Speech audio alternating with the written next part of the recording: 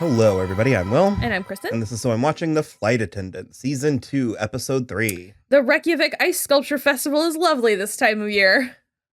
I want to go to Reykjavik. Me too! It was so funny when she was like going around to the different bars and stuff. It was like night. And I was like, it's probably like 3 o'clock in the afternoon. That part I don't And then I was like, well, everybody's like wasted. And I was like, it's probably 3 o'clock in the afternoon. Nothing else to do when it gets dark in the middle of the day. Well, they have those beautiful, there was just those baths. Oh, the Northmen. I was like, I just saw beautiful naked people in the Icelandic baths. Alexander Skarsgård and Anya Taylor-Joy. No, Reykjavik feels like it's gotten trendy. Like it's really come on to the like landscape in the last 10 years. It was that damn volcano. Yeah. I think they actually... Did they put I think they invested in their tourism because I mean, the first time I really heard about something happening in Iceland, well, that's a lie. It was the second Mighty Ducks movie. But after that, there's this movie called The Girl in the Cafe with Kelly MacDonald and Bill Nighy. And that was the first time because they go for like a global climate change conference or whatever. So that's and that was like 2005 or 6 or so. So yeah, I mean, like the last 15 years, I've been like hearing about. Well, there was Iceland. that volcano that had like 17 syllables in its name. And then there was a couple things around. Oh, and then Eurovision, which they were heavily involved in. Yeah. Just sing Husivik. Oh my God. That was so I'd like to go to this place. Yeah. We pick up where we left off. Mm-hmm. It does seem that Esteban and Gabrielle are in fact shady. However, they're maybe after... No! I was going to say they're maybe after Annie and Max. No, they're after Cassie. But they went through... Yeah. Them, it seems, to get to her. Also, they stole Cassie's credit card and went to the hardware store. Oh, so is she the double? Well, at least she's dyed her hair blonde now. Oh. Yeah. Okay. I don't know if she's the double, but she has dyed her hair blonde now. She's okay. Yeah, I guess they are hard villains. Yeah, they both bleach their hair. You don't get a man like Esteban that looks like that and dye his hair platinum blonde and then make him not a villain. She also called him unironically bae, so just in the garbage. They're hard villains. Like irredeemable monsters. I'm surprised that dog is still alive, too, if I'm being honest. The dog from next door. Well, I thought that maybe it could be one of those, like, switcheroos, but no, we'll see. It doesn't feel like they chloroformed Max and Annie. Well, I agree, but it's like, I brought this up last week, and you were defiantly not having it. But I was like, we were led to believe that Miranda was doing stuff. No, I understand what you mean. But we didn't watch Miranda doing those things. We thought we did. We saw the person but it was so split. Fuzzy. Okay. I'm not letting you have this. No, you're not. I'm still fighting. No. So I make the point that I think Esteban and Gabrielle are bad, but I'm trying to have it both ways for the inevitable reveal. Because every time Cassie had a memory about Miranda, it was sort of fuzzy. So she was like, I assume it was Miranda and blah, blah, blah, blah. But it turned out not to be. So there was the unreliable narrator part, but Cassie's not even involved in this Esteban and Gabrielle stuff. We are seeing it fully with our own Yes, but I'm saying there could be a whole other agency that they're MI, or not MI, like the Mossad? No. What is James Bond? MI. Oh, okay, yeah. It's like MI. I never remember which one's real and which one's fake. MI5. I don't know if MI5 or MI6 is fake. Whichever one is James Bond is fake, and then there's a real one. They're with the Statesmen or the Kingsmen, regardless. I'm sure Mexico also has their own, secret thing. I'm gonna stop there. I'm not gonna test the joke water in that well. So Annie and Max, I don't know how to approach this. You were pretty firmly on her side. Okay. Before I get into how I'm on her side, I will say she's being so ridiculous about being engaged. She's so commitment phobic, even though a huge turn in her character arc in season 1 was admitting that she loved him and that they were boyfriend and girlfriend and that they were together. And so I think that she needs to get over herself a little bit about that. Well, we are getting the sense that he's pushing this stuff, though. In this episode, I felt more like his parents were pushing. He doesn't necessarily feel like he's pushing. He's just... But I'm saying he's initiating these things. He's done something that she is not prepared for. Because so I guess I'm technically on both of their sides, because on one hand, I do think she is behaving ridiculously. Mm-hmm. But on the other hand, she's very clear and upfront about that. So if he's expecting, it's like his expectations for an average person are perfectly normal. Yeah. But he does know this about her. So it's like he's choosing to participate in this relationship. He fell in love with this piece of work, and then he's not abiding by her rules. You just need to be remotely on the same page before you're meeting each other's parents. Well, so I don't even necessarily... In this situation. In this situation, for sure. But it's like, I mean, you can meet the parents, but the fact that they're a bi-coastal family, like Max has been living in New York, and his parents live in California, so they don't see each other often.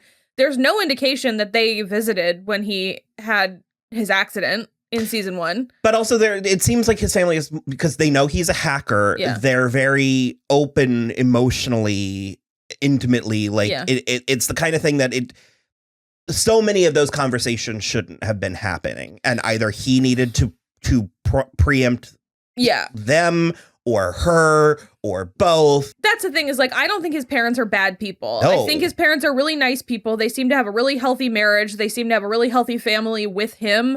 But like, this is the first time you've met this girl. You can't be giving her fertility tea and talking about whether she wants to be a Sonoma bride or not. It's too much. It's way too much. And she's clearly uncomfortable with all of it, and then they just sort of keep doubling down. I don't know. I was very like, I'm on Max and Annie's side, and then I'm even drilling further down than that, I'm on Annie's side, but also it's like she forgot how to be a person, and she was so much more capable of being a person than Cassie in season 1. Well, but they're uniquely equipped. Mm-hmm. For their own compartmentalized existences. And it's something that I think works so well about the show, is that you have both these extraordinary life or death stakes and then very ordinary going about your life stakes and the way that they're able to balance and marry the two of them. Because it's like from a merely existing, you know, as a single person or as a couple or whatever, meeting the parents is a very important thing to happen. Yeah. That has very high stakes. And to be contrasting that with espionage, you know. And I think like Annie, much like Cassie, I think she enjoys having the option to like fuck around. Well, to be like, I have this other important thing going on that I need to prioritize. Well, and for sure. And I think that one of the things is like, the minute that they found out all of this stuff about Cassie, I think Annie was like, super, I don't have to address this for like a while. Yeah, precisely. But like this stuff all keeps happening even while you're trying not to address because Cassie's running away from Marco, who I still do not trust as far as I can throw. And it's not very far. Beautiful roses. Absolutely. Even more so. Yeah. Even more so. Makes me trust him all the less. And the fact that Max is so invested in him, because it is canon that Max is a bad judge of character. Is now. He is surrounded by nothing but questionable. So, yeah. So the Cassie's plot is that she received this key, the envelope and key. You thought it was from Megan. Mm-hmm. Was that correct? Because I said I thought maybe they had just gotten the same one. Or do we not have that answer yet? I still am not 100% sure, because the thing that Eli sent Cassie, that Megan sent Eli, said it was emojis. It was an emoji message that said like, it was like, hey, bestie. Well, Cassie interpreted it. Yeah. Hey, bestie, bring the puffin key to Reykjavik. Eli said that Megan said to send it to Cassie. But then once Cassie finally found her, Megan was like so shocked she was there. Well, Megan, so it led me to believe that Cassie mistranslated it because Megan was like, "What are you doing here? I told you not to come." So somewhere, something. Oh, got lost in translation. Because we also got, it was actually very fun. I was borderline confused for half of the episode, but Cassie's back and forth with Shane. Yeah. Because I was like, why is he being so weird with her? And it's because he knew exactly what she was doing, because he's doing stupid. it. No, it's not that I thought he was stupid. It was like, I didn't realize that he was quite literally on this mission. Yeah. Because of Megan. They were both looking for Megan. So he was like talking around her, trying to get her to admit it. And although it's sort of hilarious that they're both looking for Megan, and he's been doing it for a year and she's been doing it for one day, and she finds Megan and he doesn't. Take that, CIA. Well, but also because he even let it slip that it's like the Megan thing is complicated, because he's like, she committed treason, which is a real problem, but also she's my friend. So we're not even entirely sure what he's going to do. Yeah. I feel like not a lot happened in this episode, but there was a lot of information that got shuffled around in like positive ways. We did meet ALANNA UBACH as Carol Atkinson, Black Market Carol, because she sells her buddy seats. And also fucking Carol. A fucking Carol. Wow. Cassie blackmailed her essentially, because she was like, I know you sell your buddy tickets, like, when you're not supposed to. ALANNA UBACH is so good. And I love this like late in her career revival she's having. Like the thing about her is that like she's such a character actress. In her career. Well, it's like, this phase of her career. She's such a character actress, and I feel like I don't know if like Hollywood was trying to make her into just like the sidekick or the best friend or something. She's such a character actress. She needs to be doing that. We're in a place where it's been a long time coming, but Hollywood is starting to write media roles for like women over 40, women of a certain age. Yeah. But yeah, I anticipate much more from her coming there. Yeah. But no, I was really wowed by the Shane and Cassie stuff, especially the balance. the game of chicken over that goat head or sheep's head or whatever. Because she was handling it. She downed the shark. And it was like pickled shark or something. It's like fermented. Yeah. That's what it was. Fermented shark. But it's like rotten shark. Yeah. Fermented shark, some kind of sheep head deal, blood pudding, and then they will not stop bringing like aquavit or something. I was gonna say, it's like licorice flavored, like it's like fennel. I would like it known that Anya Taylor-Joy is on my side about salt licorice. She said it tastes like someone made a mistake. So I actually have never had salt licorice. It's what it sounds. Yes. It's salted licorice. I love licorice, black licorice. I love it. It is an acquired taste. You don't like cilantro. I want to. Just because I'm from the part of Europe where I would die if I ate it. I also survived the plague. Maybe. That's how genetics work. Not really. But no, they're back and forth, because especially I liked his balance. I don't remember the actor's name, but Griffin Matthews. His balance of menacing her. Yeah. Because he was a little bit giving it to her. Yeah. But managing to keep it friendly. Well, I think he feels similarly with her as he does about Megan, where he's like, you're my friend, but you're also kind of an idiot. Because he like properly does this. They fucked around and found out. No, Shane is an operative. Mm-hmm. He's not a civilian. Yeah. He is a CIA agent.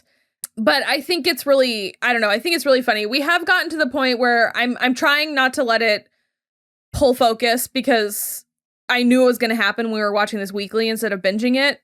But Cassie's making all the wrong decisions. She's not telling anyone any secrets. It hasn't been bothering me that much thus far. Yeah, it just like her handler, Benjamin, is still like trying to get a hold of her because he still needs a debrief from Berlin, which in fairness was like 36 hours ago. So we're, it's whatever. Dot in that scene. Yeah. She in black this time. Yep. But she waltzes in. There was like 3 elements of psychotic behavior. Mm-hmm. She waltzes into his office, takes a Diet Coke out, opens it, and then sits down. Yeah. So the power dynamic. The powerful person in that moment was her. Yeah. And she chose to sit down in his office. Yeah. and then doesn't even drink the Diet Coke. No. And she kind of reads him the riot act. She really does. For saying that Cassie needs to be kept on a leash because that's like incendiary language, kind of. And I don't know. She's still hella suspicious, but I love it. It was very, very good. Cheryl Hines. Oh, she's incredible. I mean, this is not a new observation, but women in the workplace and in this type of setting, this type of position of power, she really, every move matters. Mm-hmm. What she says matters. What she doesn't say matters. Yep. The way she purses her lips matters. And the character of Dot and then the actress Cheryl playing Dot. Mm-hmm. Oh, it was so good. It was like a 40-second scene, but So we're pretty sure Grace and Cassie are going to bone down at some point. There's some chemistry. Yeah. Grace especially is like, we should hang out again for sure. And Cassie will do anything to avoid the things she should be doing or needs to do. We got a new Cassie who is like Cassie if Cassie made all the right choices. I like how much tighter her hair is. Her hair is like in a really tight bun. It's not as relaxed. She's got a humongous kind of ugly aquamarine ring. Well, I love the drunk Cassie is like, she's like, I forget the phrase, but she's about to snap. Oh, she's on the edge of a nervous breakdown. Yeah. I think I'm liking the Cassies better than I'm liking Alex. Oh, and that's not an indictment of Hoisman. Michael. There you go. Hoisman. I remembered the Hoisman part. Michael's a bridge too far. No, that's not me saying I didn't like him or and it's particularly the character, but I think the Cassie talking to versions of herself offers a little bit more than her bargaining with someone she doesn't know and doesn't know her. I think it also offers Kaley even more to do. Like when she went back and it was just there was just roses everywhere. Yeah. Because she was ignoring Marco. I thought that was really good. And then Davy. Well, I was gonna say she also did manage to not drink. She still has not, which it's gonna happen. Probably. I don't know how I'm going to feel about it. Yeah. Because part of me does sort of, I was gonna say miss drunk Cassie. I don't know if that's necessarily how I feel, but I don't know. It was like the show felt a little more like a fever dream. I'm always trying to have my cake and eat it too, especially when it comes to this stuff where I'm just like, just be a responsible alcoholic. You can't do that. You can't do that. Apparently that's the whole thing. So yeah, she gets a call from Davy. I don't know what's up with him. He like pitches being on the Jenny's podcast. I'm telling you, without having her to contrast himself against. Yeah. And it's like, I don't think that he wants bad things for her and all that. No, but it's like, I think his identity as like the victim and also the one who has it together is called into question. Sure. I get that for sure. But it's like, I mean, and man, props to TR Knight because he's really selling this squirrely fucking weird ass behavior. It's like he already promised Jenny that Cassie would do it. And Cassie's like, she needs to learn that it's called Alcoholics Anonymous. It's also like, I'm not convinced that he's not living on the boardwalk. Right? Like we've never not seen him meandering. I don't know. Meandering on this. Super weird. I don't really know what's going on with him. It's interesting, and I think it's giving TR Knight something to do, which I also love. Well, and he's just a guest star this season. Yeah. It's interesting. I'm enjoying it. Yeah, it's different, but the plot is different. Yeah. The vibe isn't different. And that's, I think, where I mean, we're almost halfway through, so it's too soon to celebrate. But it's like when you have a show, we'll go with moderately high concept show like this, a second season sometimes can be a letdown. The kiss of death, because it's like, are you repeating? Like, is it just who is this new person, the season 2 person that's dead that we have to figure out who they are? Right. And it's like they've realized that the murder isn't the point. Yeah. It's a mystery with a unreliable narrator or the elements of the show. Like when I'm watching the show, I'm watching contrasting like the trials and tribulations of adult life with a like sexy, scary mystery. Sure. That's what I'm watching from the show. Yeah. So as long as they can keep those two things in balance, this could go for a little while. Yeah. We also, we figured out another picture from the viewfinder. It's a German license plate, and Cassie, after Annie sends that to Cassie, she like calls her back and she's like, that's the car that exploded. Like, that's the car that blew up. So then Annie walks into the house that Max has stormed into, and Max is like lying on the floor, and then Esteban / Gabrielle get her from behind and chloroform her too. So that's where we end the episode with Cassie and Megan at the bar. Yeah, Megan was not pleased. Yeah, she's like, you're gonna get both of us killed. And Cassie's like, huh? And so Dot did say to Benjamin, where she was like, Cassie believes it was the gas explosion. So with that, we got that Dot can't read Cassie because Cassie does not believe think that. It was, yeah. And B, that Dot was lying, that is a cover up, but it seems like it's a CIA sanctioned cover up, not Dot acting nefariously. Sure, they are dealing with the milky eyed guy. Mm-hmm, so still, yeah, it feels like a slur every time we say it. I'm like, but I don't know what the differently. But Cassie kept calling him the guy with differently abled eyesight. I don't know. So on that note, I think we're gonna watch the next one. Yep. Bye.